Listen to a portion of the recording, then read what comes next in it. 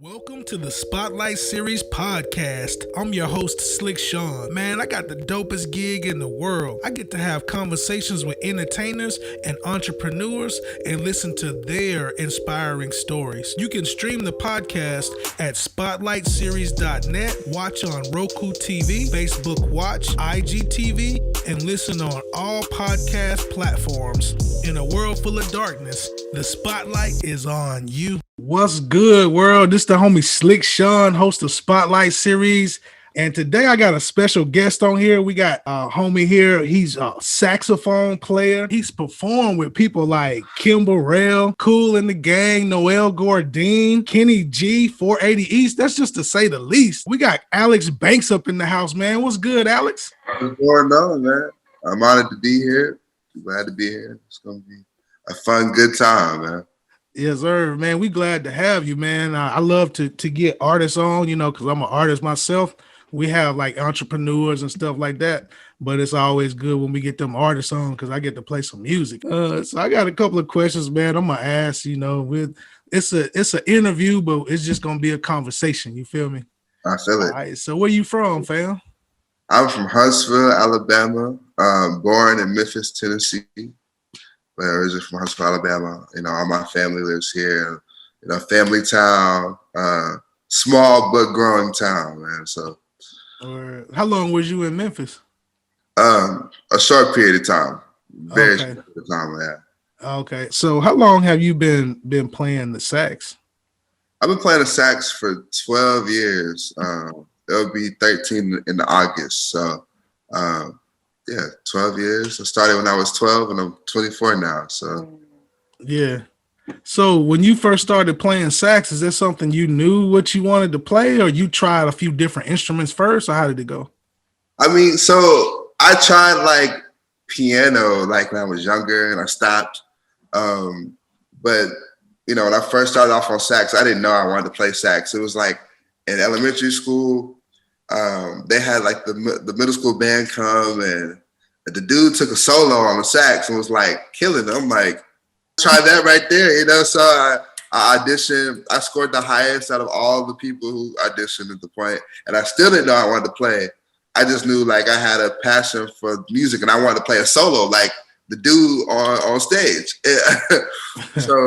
But it wasn't until about ninth grade I found my passion for music and saxophone. That's dope, man, because like I used to work at a music store in Huntsville, and the name of it was called Millennium Music. I don't know if you heard of it. Oh, yeah, off of Oakwood. You fuck with Thomas? Yeah. Yeah, that's the homie right there, man. He kind of like took me under his wing when I started producing, and I would be in the studio making beats, and I was actually working in the music store, and I was renting out like sax and trumpets and stuff to like high school students. And it was a pretty cool little thing, being around the music and instruments and stuff. Yeah. So do you take inspiration from certain people? Because I see you've played with a lot of people, man. So who's your inspiration? Like, who did you look up to growing up? Man, saxophone wise, you had people like Marcus Anderson, you had Kirk Whalum, and you had Joe Albright, who I looked up to. But the crazy part is performance-wise, like as just an artist, Uncle Charlie was one of my inspirations because his show was just like second to none, planned out. He still like danced and, just put on the show. Like everybody loved Uncle Charlie. So that was one of my inspirations for real, like hidden, Yeah. Dope. So you got to play with all these different people, man. How was that experience, man? It was a growing and humbling experience. It was great. Like with Kim Burrell, it was just like, these are people you think that's like untouchable and like, oh, I would never share the stage with them until you share the stage with them. And it's like, it was a humbling experience. And it was fun. It was real fun. Yeah, man. It sounds like that's a dope experience right there. So can you tell me a little bit about, and all our listeners, about a little bit of some struggles that you dealt with growing up? Man, So, for my story, I had a 1% chance of living, when I was born in Memphis. I was actually born in Memphis on accident, per se. I don't believe in accidents, but yeah, I was born in Memphis on accident. And the doctor gave me a 1% chance of living. And he said if I were to live, I would be deaf, blind, and or dumb. And so for me, that was a struggle by itself because I'm a miracle child. And when I was growing up, I had chronic asthma. I couldn't any hot weather or any sense of me being hot, I would have an asthma attack. And it wasn't until I started playing, the first couple of years I started playing where my asthma went away. So for me growing up, that was a challenge in itself because, the sports I wanted to play, I couldn't play. And I found my passion in music because of I guess you would say the challenges that I had growing up. Yeah, that's dope that you found, you found music. And because, in life, a lot of people that go through a lot that are into music, they take those experiences that they've been through and those life experiences, and they're able to just kind of put it all in their music. So that's really dope. You know what I'm saying? Yeah. And I see that you're a teacher, man. I feel like when you teaching, you're actually learning yourself. That is so true.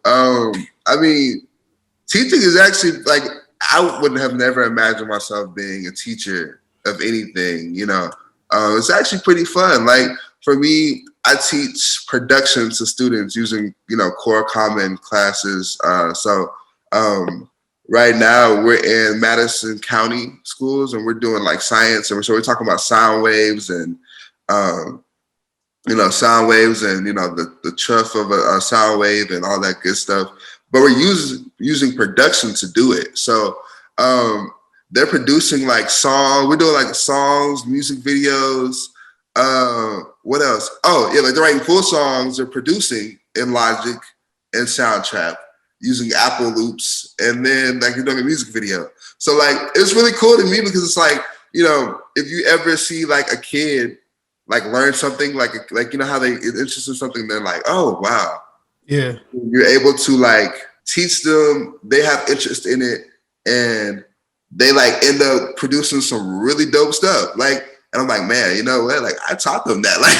So it's really cool. Yeah, it's cool to me because it's I would never have thought I would be able to teach somebody how to do the same thing I do for a living. Yeah, man. I bet that's very inspirational seeing them kids, or young people, gravitate to what you're doing. And man, I bet you just be them my kids right there, you know what I'm saying? They're maturing. It's like a proud father moment. For sure. So I got a song queued up, man. I got Tell Me queued up. I'm about to play here on the Spotlight Series podcast. So I'm about to go ahead and jump straight into it. So what was the what was the inspiration for doing this? What made you do this track here? Man, so back in 2018, I felt was one of my hardest years of life. Of course, still young. So one of the hardest years of life thus far, and I was just going through a lot of different things, just throughout life. And I'm the inspiration to tell me was tell me what's going on. Tell me, how you feel, right? And so I dubbed the track "Tell Me." Yeah. And it was basically all my feelings in one in a creative project. Dope. All right, so y'all heard it there first, and we about to go ahead and run into it.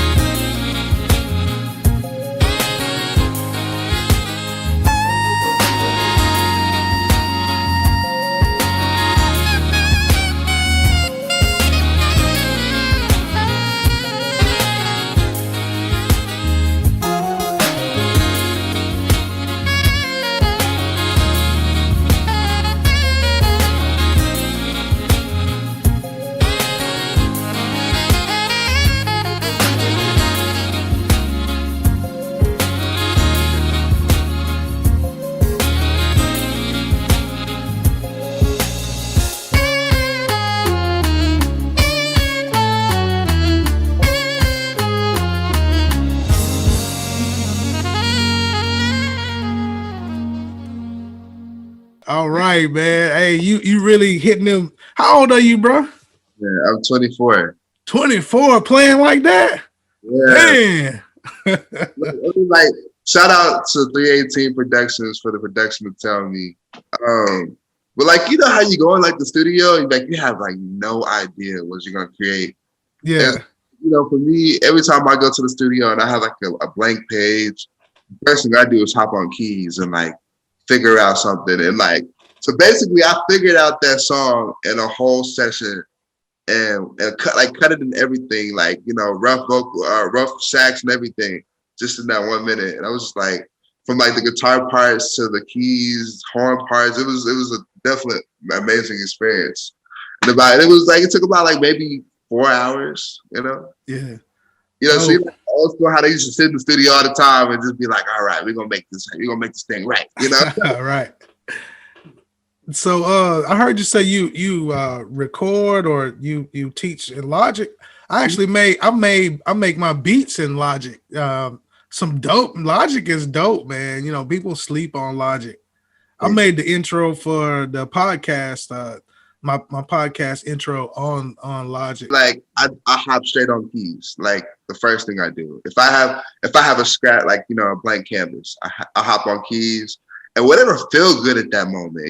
Like I can get there and just like start playing a groove. And I'm like, I like this. I mess with this heavy.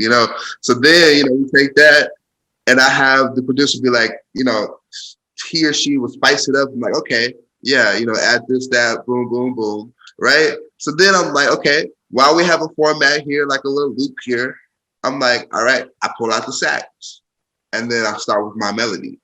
Or either, depending on what hit me first, I start with the hook, or the chorus. So it's like, like a tagline. So for Tell Me, it was like, da da da da da da da da da da, right? So then after I get my hook, then I go to the verses, and it depends. Sometimes it's a pin, pins that there's actual words to what I play. And sometimes it's just like whatever hits me, what I'm thinking at that moment. And I record myself playing the verse and write to it later. Word. So how was that process? Did you have to learn like the keys, like you do piano? You have to learn like the notes when you're doing that, or you just play by ear, or how do you do that? So the crazy part is, I told you like piano was one of the first instruments I picked up before sax, right? Oh, okay. I was like, I'm not doing it. I'm not ever gonna do it again. When I picked up sax, I was like, that's it, right? The crazy part is there was a point in life where I had got like kind of bored with the sax, and my mom got me a piano. So at nighttime when I couldn't practice sax, I would get on the piano and like I would start off with like, I got a piano right here, right? I would start off with like single notes, like, like yeah.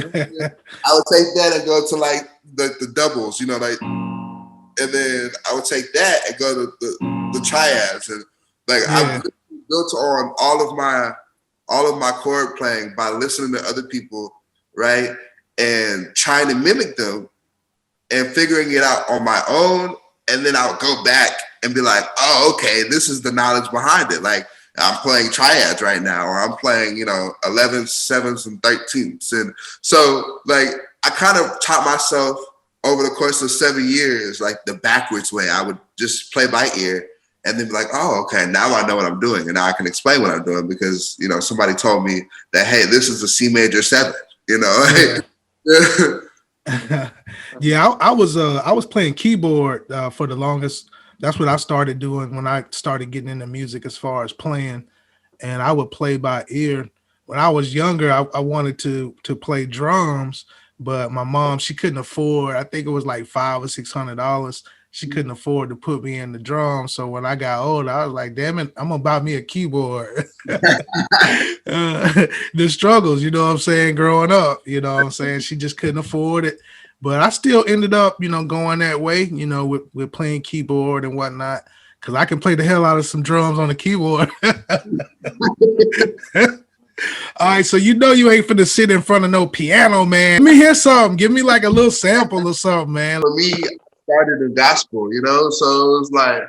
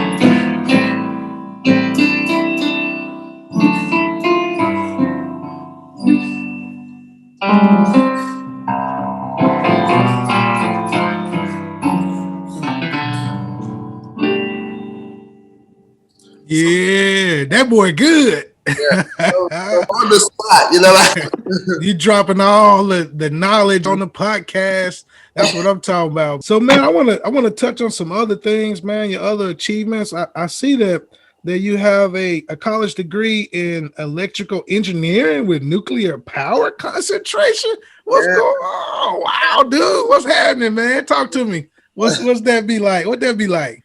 So, I grew up in a family full of engineers. I mean, like all the males in my family are engineers. And so it's like, when I was like, hey, I want to be a full-time musician, they're like, you're about to be an engineer, right? Like they're like, you're going to be an engineer. Like, there's no choice in that, right? So I'm like, all right, cool, So like, first-hand nature, my passion is music. Second-hand nature, I'm an engineer. I actually love it because I love math and I love science. So, I went to the Alabama A&M University.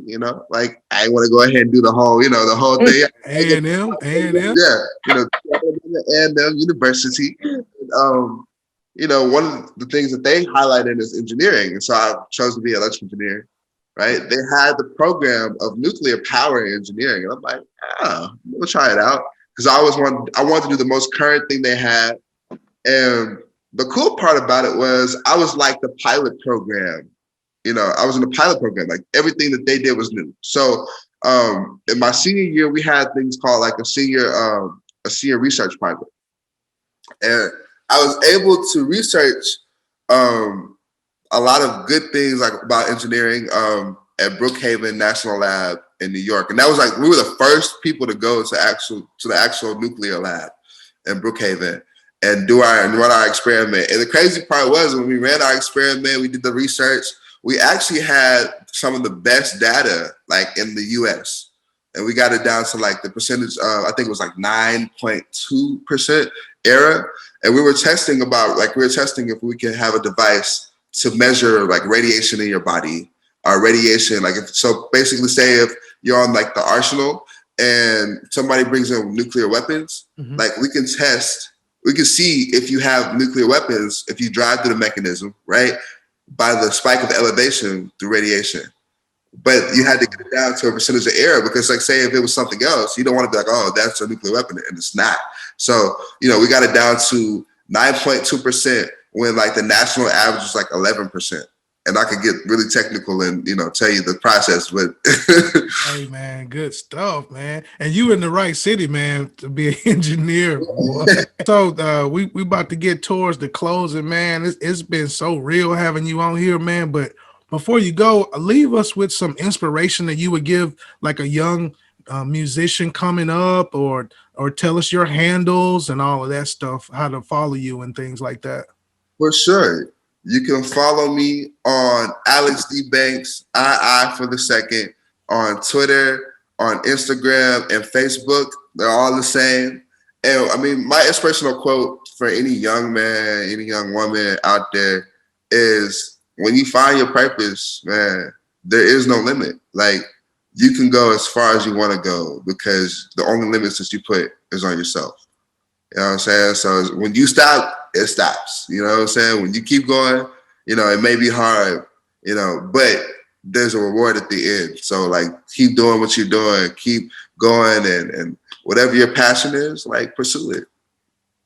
No doubt, man. Words of wisdom, man. I want to thank you, man, for coming through. And in a world full of darkness, man, the spotlight is on you. I want to know what you're feeling. I want to know what you're thinking. We walking around with these walls up. One thing for sure is I'm tired of falling. Also familiar these feelings, baby. Barbara, this is Pam. Hey, how are you? Hi. You're so pretty. Thank you. Thank you. And Pam, this is T. Hi, how you doing? Hey, okay. And he be spending money like it's no tomorrow. And this little bitch has no clue. Before we call it quits, I just wanna know, can we? Girl, I know we shouldn't do it. Let my loving get us through it, yeah. Just one.